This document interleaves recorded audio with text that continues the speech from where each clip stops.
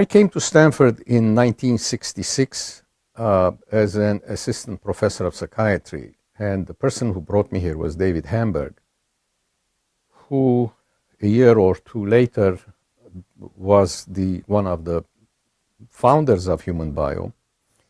And my recollection is that I was involved with Human Bio at the time, but in a rather minor way, as you know, one of David Hamburg's younger faculty members. But I started the human sexuality class through a committee that was looking at university health was the rubric, and it was mainly focused on student health. And David Hamburg had been on that committee, and then he left and asked that I replace him. So in the conversations of that committee, there were two people from the medical school. There was a senior person who was a professor of medicine, and there was me. The conversation turned to concerns about what we used to call venereal disease and pregnancy. And so I said, mainly simply to participate in the discussion, if you are so concerned about these issues, why doesn't somebody teach a course in sexuality? Well, they said, oh, that's a great idea. Why don't you do it? And my reaction was, well, for one reason that I cannot do it is that I don't know anything about the subject matter, which was really true. I mean, yes, I went to medical school, so I knew the anatomical differences between male and female and reproduction and so on, but nothing virtually about sexual behavior, even during my residency training as a psychiatrist, except for what Freud had to say about sex. There was really not much I knew, was taught.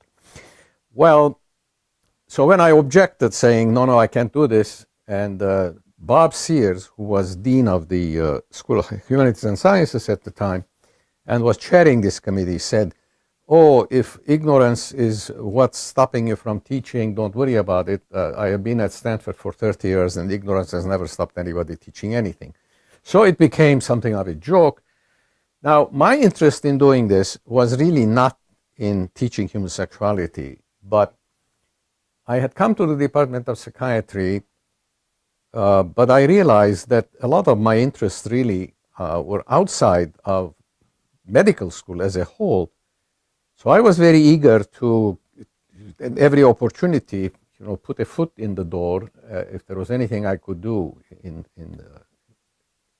HNS. Anyway, so I started teaching the course, and I think I offered it first in 68 under a program that was called Undergraduate Specials. It was one of those sort of cluster of courses out there, outside of departmental structure.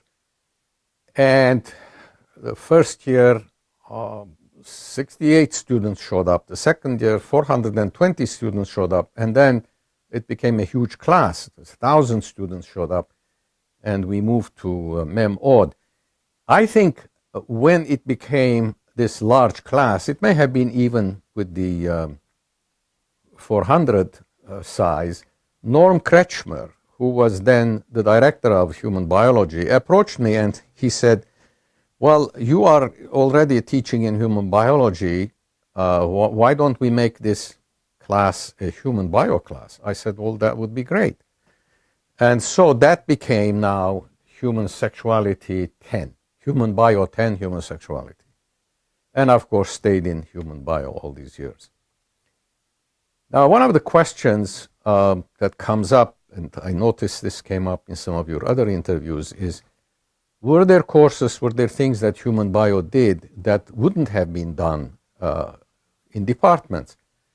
And the answer is yes, and I have several examples. Virtually every course I taught in human bio, other than the core, were things that I put together, and these courses went on as long as I was teaching, and then they died with me.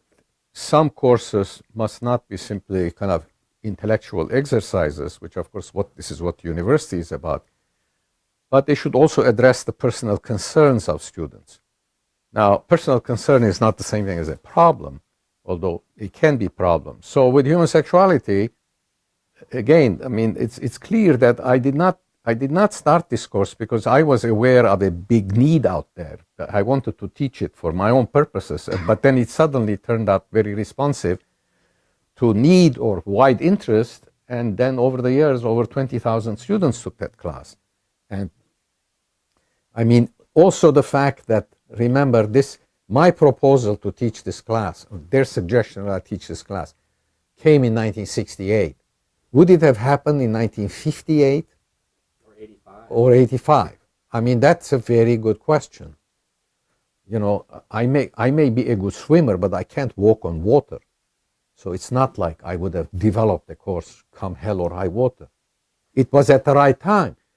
Students were clamoring for something like this.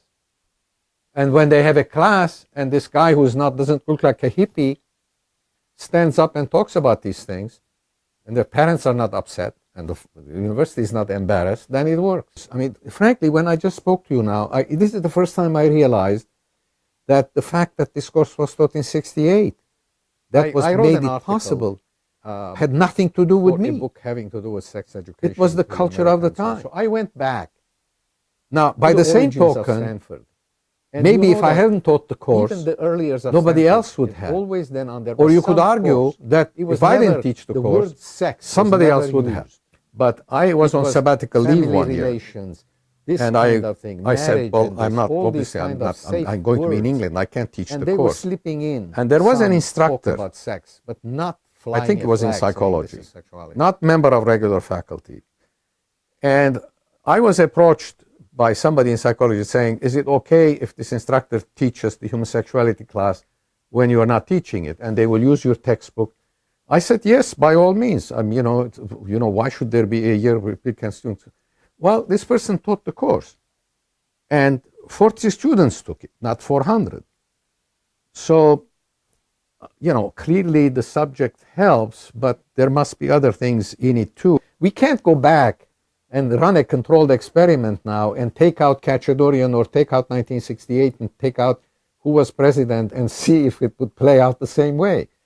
But the last thing I want to say is this. Incidentally, I have just finished writing my autobiography. This is not public knowledge, and I'm not sure I'll publish it. But the point is that I dwell on this, my human bio involvement, in that it was very important for me personally, because David Hamburg left the Department of Psychiatry, went to bigger things.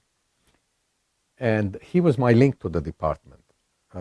Department of Psychiatry is very biologically oriented. I think it's very important, the work they do, but I'm not interested in that.